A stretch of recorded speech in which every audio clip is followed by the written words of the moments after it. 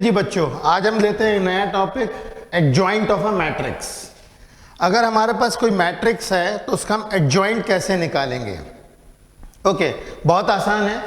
मान लीजिए अगर मेरे पास कोई मैट्रिक्स है ए और उस मैट्रिक्स के अंदर मान लीजिए मेरे पास 9 एलिमेंट्स हैं। First row first column, first row second column, first row third column, second row first column, second row second column, second row third column, third row first column, third row second column, third row third column. मान लीजिए अगर ऐसी matrix है तो हमें एक एक element के कोफैक्टर्स निकालने पड़ेंगे। कोफैक्टर निकालने के लिए मैंने तरीका बताया हुआ है। जिस भी एलिमेंट का हमें कोफैक्टर निकालना है, हम उस एलिमेंट को लेकर के उसकी रो और उसकी कॉलम हटाते हैं और जो कुछ भी बचता है वही उसका कोफैक्टर होता है।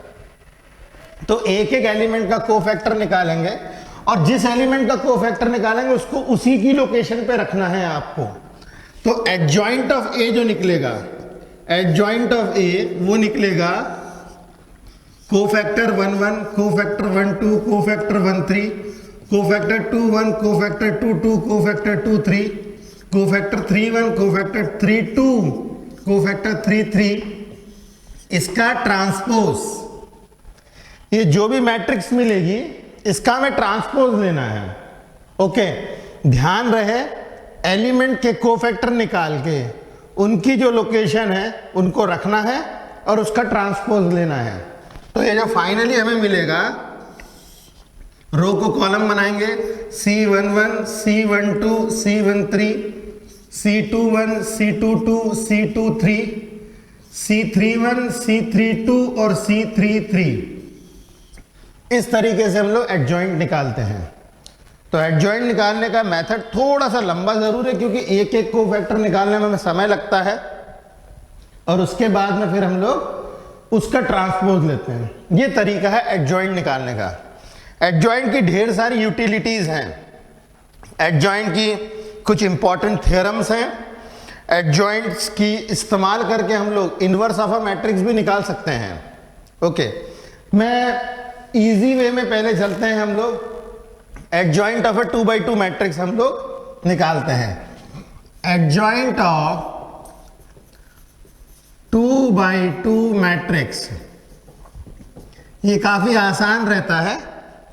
अब मान लीजिए मेरे पास कोई मैट्रिक्स है ए, उसके अंदर एलिमेंट्स है ए बी सी और डी।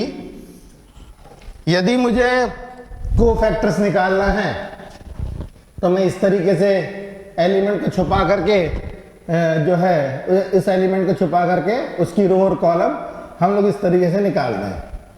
तो कोफैक्टर निकालता हूं मैं। कोफैक्टर 1 1 का निकलेगा -1 का पावर 1 + 1। इसको छुपाया, ये आया डी। कोफैक्टर 1 2 आएगा -1 का पावर 1 + 2, ये आएगा -c। इसका निकालेंगे कोफैक्टर 2 1 का -1 का पावर 2 + 1, ये आएगा b। और कोफैक्टर 2 2 का आएगा -1 का पावर 2 + 2, ये आएगा a। तो इसका एडजॉइंट जो निकलेगा, एडजॉइंट ऑफ a, ये जो निकलेगा d - c - b और ये a का ट्रांसपोज, मतलब d - c - b और a। तो इसका जो शॉर्ट तरीका याद करने का 2 by 2 की मैट्रिक्स का जो शॉर्ट मेथड है, शॉर्टकट है ध्यान में रखने के लिए। अगर मुझे ए मैट्रिक्स दी हुई है, if A is equal to A B C and D, तो एडजॉइंट ऑफ ए निकालने के लिए हम लोग इन दोनों को इंटरचेंज कर देंगे, डी और ए, और इन दोनों के साइन चेंज कर देंगे -b - c। देखिए वही आता है। तो इसको हम लोग एक शॉर्टकट फॉर्मूले के समान ले सकते हैं। हमें क्या करना है, इन दोनों को इंटरचेंज करना है, इन दोनों को हम इंटरचेंज करेंगे और इन दोनों के साइन चेंज कर देंगे, इन दोनों के साइन चेंज कर देंगे।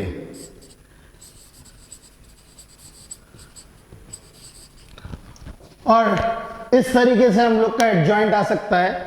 ये शॉर्टकट मेथड है, टेक्स्ट बुक में भी दिया हुआ है और इसका मेथड ये इस्तेमाल करके हम लोग बहुत जल्दी एडजॉइंट निकाल सकते हैं 2x2 की मैट्रिक्स का।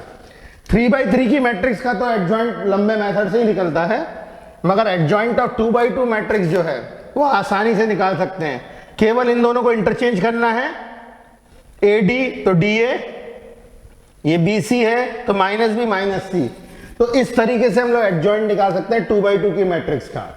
ओके, ये शॉर्टकट मेथड है और लॉन्ग मेथड से जाएंगे तो भी वही आंसर आता है।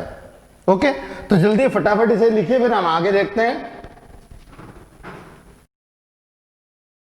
चलिए जी, आगे कुछ थ्योरम्स हैं और काफी इंपॉर्टेंट कंटेंट है इसके अंदर में। 4 थ्योरम्स हैं और एक डेफिनेशन है। ये हम लोग को आने वाले टॉपिक को समझने के लिए बहुत जरूरी है। ओके, तो एक एक करके हम बताते हैं और ध्यान रहे, अगर ये थ्योरम्स नहीं भी समझ में आ रही होगी, क्योंकि अभी तो डायरेक्ट स्टेटमेंट हम लोग पढ़ेंगे, अगर नहीं भी समझ में आ रही होगी तो भी कोई दिक्कत नहीं है, क्योंकि हम लोग जब इनके ऊपर एप्लीकेशंस करेंगे तब हमें ज्यादा अच्छे से समझ में आएगा। ओके, अभी थ्योरम हम लोग पढ़ रहे हैं और इन थ्योरम की एप्लीकेशंस एक्सरसाइज में हम लोग करेंगे। तो जरा देखिए, पहला थ्योरम है A into adjoint of A is equal to adjoint of A into A, and this is equal to determinant value of A into identity matrix। ये पहली थ्योरम है जिसमें यहां पे भी एक इक्वल टू लगा हुआ है, मतलब ये बता रहा है A into adjoint of A। Adjoint of A into A करेंगे तो सेम आंसर आएगा और ये आंसर बराबर होगा determinant value of A into I के बराबर। ये पहली थ्योरम है हमारी, ये पहली थ्योरम है और इसका वेरिफिकेशन हम लोग क्वेश्चन में करेंगे। A into adjoint of A is equal to adjoint of A into A, that is equal to determinant value of A into identity matrix. देखिए, जब हम लोगों ने मैट्रिक्स स्टार्ट किया था, डिटर्मिनेंट स्टार्ट किया था, इजी लगता है सब चीजें, मगर जैसे जैसे इसकी कॉम्प्लेक्सिटी आती है ये मामला थोड़ा सा गड़बड़ करने लगता है। तो इस सब चीजों को ध्यान से समझना है। हम इसकी एप्लीकेशन जब करेंगे तब हम इसको प्रूव भी करेंगे। अब डेफिनेशन, पहली डेफिनेशन आती है सिंगुलर मैट्रिक्स की। सिंगुलर मैट्रिक्स क्या होती हैं? सिंगुलर मैट्रिक्स ऐसी होती हैं जिनका डिटर्मिनेंट वैल्यू 0 होता है। जिनकी डिटर्मिनेंट वैल्यू 0 होगी वो सिंगुलर मैट्रिक्स कहलाती है। जैसे एग्जाम्पल के तौर पे इसको अगर मैं सॉल्व करूं, 2 3 ज़ा 6, 6 माइनस दिस 6, 2 3 ज़ा 6, 6 minus 6 that is equal to 0। इसका मतलब ये सिंगुलर मैट्रिक्स है। तो ऐसी मैट्राइसेस जिनकी डिटर्मिनेंट वैल्यू 0 होती है ये सिंगुलर मैट्राइसेस कहलाती है। और ध्यान रहे, जो सिंगुलर मैट्राइसेस होती हैं इनका इनवर्स हम कभी भी नहीं निकाल सकते हैं। A inverse can not be determined, इनका A इनवर्स हम नहीं निकाल सकते हैं। जिस तरीके से हम लोगों ने ट्रांसफॉर्मेशन से इनवर्स निकाला था, वैसे ही डिटर्मिनेंट से भी इनवर्स निकलता है, मगर ऐसी मैट्राइसेस का इनवर्स हम नहीं निकाल सकते हैं जो सिंगुलर मैट्रिक्स होती है। उसका भी रीजन है कि जो A इनवर्स होता है, A इनवर्स निकालते टाइम हम एडजॉइंट ऑफ A निकालते हैं, divided by determinant value of A करते हैं। यदि डिटर्मिनेंट वैल्यू ऑफ ए 0 होगा तो ये नॉट डिफाइंड हो जाएगा। अगर डिटर्मिनेंट वैल्यू ऑफ ए 0 हो जाएगा तो A inverse is not defined हो जाएगा, मतलब हम इसको नहीं निकाल पाएंगे। Got the point? ओके, अब हम देखते हैं अगली definition, non singular matrices. Non singular matrices ऐसी मैट्राइसेस होती हैं जिनकी डिटर्मिनेंट वैल्यू 0 नहीं होगी। ऐसी जो भी मैट्रिक्स जिसकी डिटर्मिनेंट वैल्यू 0 नहीं है उसका आप इनवर्स भी निकाल पाओगे, और ऐसी मैट्राइसेस को हम लोग नॉन सिंगुलर मैट्रिक्स कहते हैं। जैसे इसका एग्जांपल लेता हूं मैं, इसका एग्जांपल ले लेते हैं, जैसे 2 3 1 5। अगर मैं इसकी डिटर्मिनेंट वैल्यू निकालूं 2 3 = 6, 6 - 5 that is equal to 1।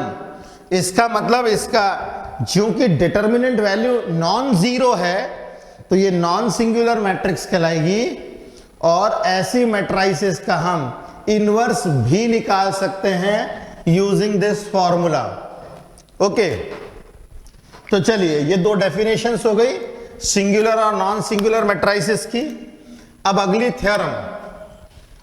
Theorem ये कहती है कि if A and B are non singular matrices of same order then A B and B A are also non singular matrices of same order.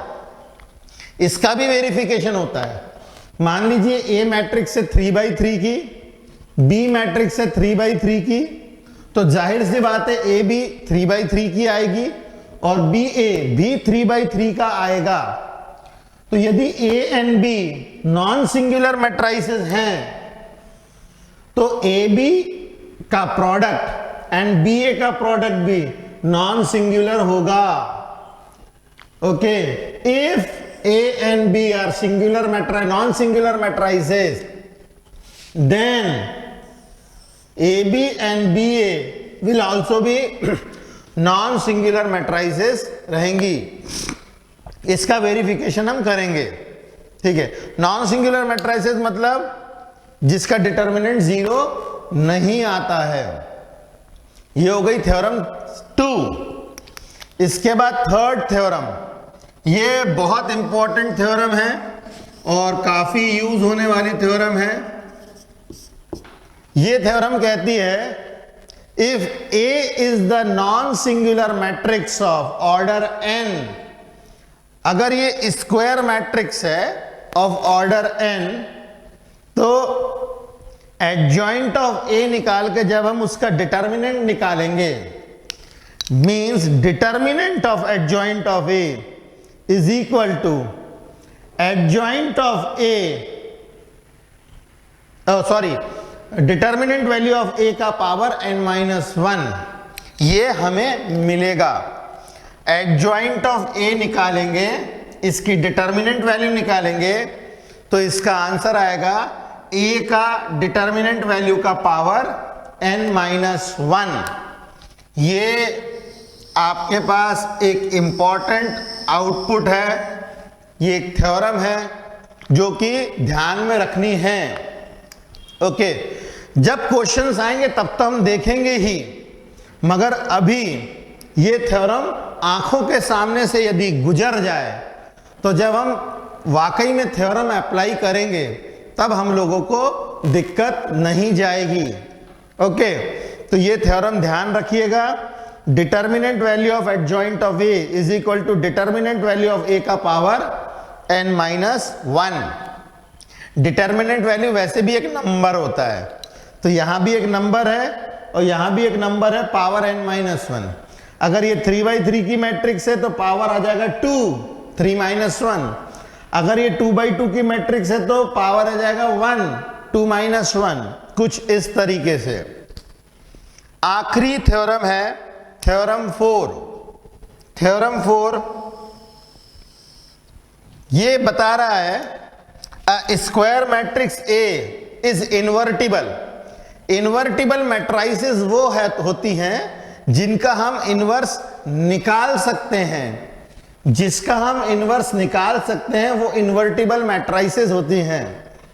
तो बोल रहा है a square matrix A is invertible if and only if A is non singular.